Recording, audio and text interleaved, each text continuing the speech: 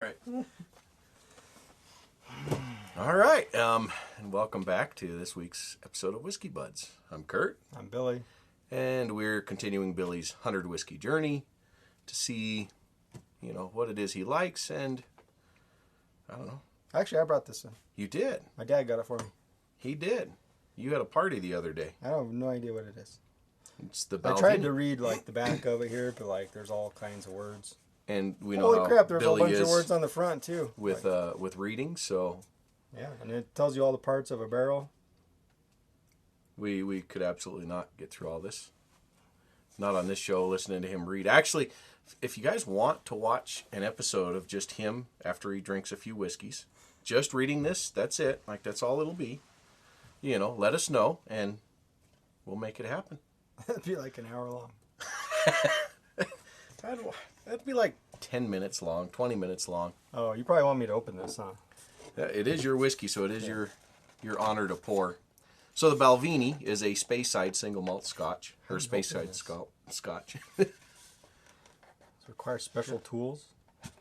It does require a little bit of figuring out how to do it, I guess. Cool. Oh, sorry. Tell your story. Yeah. Anyways, What color is this? color of whiskey. Expect that. Anyways, okay, so this is the Balvenie single barrel, 12-year, and it'll be part of the first fill, I believe. Yeah. First fill. Yeah, I remember it saying that. So first fill, what they mean is because all Scotch, single malt Scotch, has to be aged in used oak barrels. This is going to be most likely ex-bourbon barrels. So America has to make it in bourbon. America makes bourbon, and that's got to be in used. It's got to be in new charred oak barrels. And then Scotch uses the used oak barrel. So then, that was a good little pop. And it's a little smoked. Yeah, look at that. It's still got smoke in there. It does. Can you guys see that? I don't know. Now that you lifted it up into the light, I don't know if they can now. Oh! All right. This whiskey's officially cool. Yeah. It's like I wonder why I did a that. science project. Is this explosive? I don't know. I don't think so. Is that a good pour? Do you want You're more? trying to get me drunk, aren't you? I don't know. Jeez. This has got a fat lip on it. Look at that. Yeah. See that fat, It does, yeah. It's got a big edge on it. Anyways, the Balvenie, they grow their own barley, right? So they don't even source their barley from a farm. They have their own farm, their own fields, and they grow their own barley. They use ex-bourbon barrels, right, that what they call first fill, which what I was explaining before is after America uses them for their bourbon, they can sell them over to Scotland. Scotland then puts their first round of Scotch in there in a used barrel, and that's what they mean by first fill. they made Four Roses and then they made this out of the same barrel? Yeah. Huh. I mean, they could have. I don't know if they do or not. This is a lot different than last week.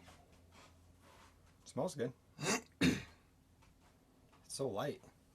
It is. And that's a lot of what you get. That's why bourbon usually is so dark versus Scotch. I mean, that's 12 years in a barrel, and that's what you get. But the bourbon pulls most of the stronger flavors out, bolder flavors, and then you're left with Scotch aging and getting the more subtle nuances flavors out of the barrel. What percent is this? Proof. 47.8%. 47.8%. It's pretty accurate. Yeah. Well, you got to be. And then what was I thinking about? I was going to say something else on this. You get any fruity smells like apple or? There's something in there, right? I don't know. Yeah. It's kind of like maybe a pear. Apple. I think some kind of sweet. Yeah. Sweet and little, I'm getting the imaginary crispness, right? Christmas. Crisp. Crisp. Oh, Jeez, I can't even talk. Crispness. Crisp. Some kind of. Yeah. Like you bite into an apple and that little spray. Yeah, or even a pear. Normally pears are. Like Christmas, I'm thinking sugar cookies, nutmeg, nutmeg, yeah. like that. No, I'm not getting any of that. All right, let's try it. All right. Are you done with your story yet? I wasn't even listening because I was just Yeah, I don't know. I think I'll have to watch this video afterward and hear what you said. I will too, actually, because I don't know what I said or what I did. Like there was some other point I was going to make on it, but I don't remember. Oh, you're 300 bottles or less when you're doing a single barrel like this one, because of the proof they're adding it at and everything else. That. Oh yeah, I saw that on here. Ding. I saw it somewhere. Well, let me try it. Man, there's a lot of words on there. I'm gonna try it too.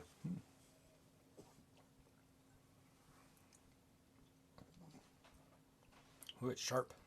Yeah. Crisp. Good. It is crisp. Yeah, you get that like that freshness, almost a fruity note to it, like almost like an apple or a pear, like in between there almost. Where it is, yeah. It feels like there's energy in it. Energy in it, huh? Yeah, I think it's called alcohol. This is a high energy. No, like the bomb, it's explosive. That's what I was talking about. That's a high energy taste. Oh, watch out for this. Don't drop it. Don't drop it because you don't want to waste it. Mm-hmm. It's like an uplifting whiskey. It's like, oh, that's good. Yeah. It's like, it is light. It's not overpowering a flavor. It has that. It's got a pleasant aftertaste to it too. Mm-hmm. Kind of lingers with you. I see what you're saying about that crispness. Crispness. You made me do it now. Crispness. Yep. Crispness. Crispness or crispiness. You know what that comes from? No. All them tiny bubbles in it. Is it? It's from those tiny bubbles, but not the needles from last week, huh? No, it's not. It's not needles. It's not violent. the last one, there were violent bubbles. Were they? All right. There were needles, tongue needles. Well, this is only a couple more percentage higher than the last week. So, actually, it is very different. It's completely different. It's almost like it's Scotch versus bourbon. I don't pay no attention. You're like, I don't know. It's whiskey. Words. I shouldn't have talked while I had whiskey in my mouth.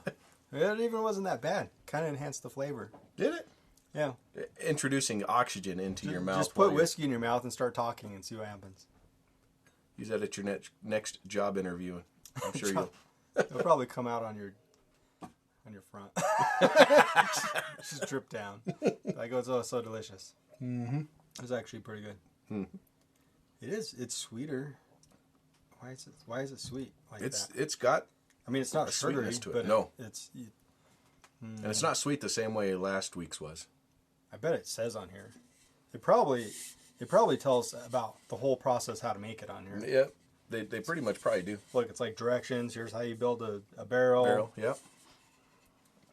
They still house their in-house cooperage and everything else to make sure. Okay, I'm gonna scan it.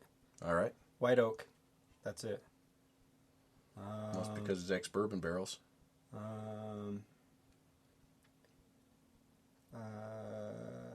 The toast layer, which lies beneath the char, imparts flavors such as vanillin.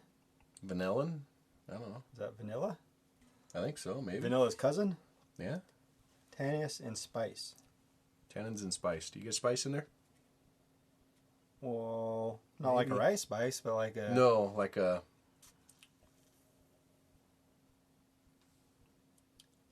Ooh, here we go. Has a consistent character that is rich and complex with a deep vanilla oakiness. Honey notes are overlaid with sweet fruits and subtle spices. The finish is lingeringly sweet. Yeah. Man, these whiskey people like their descriptions. Hard to pronounce words. Oh, yeah. Huh. That's pretty good. Yeah, honey. That's probably like a honeyed... Almost like a Honeycrisp apple, right? Like if you're talking about the Christmas with the honeyness, the honey.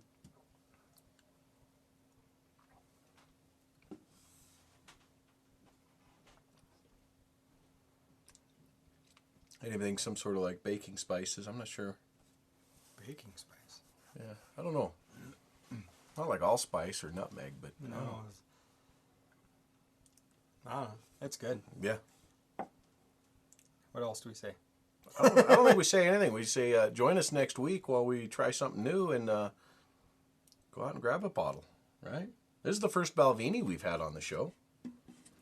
And I've heard anybody I talk to that drinks Balvenie says it's good. So it is good. Of course, then I would actually drink this again. Well, it's good That's because you have the whole barrel or the whole bottle. Yeah. Uh-huh.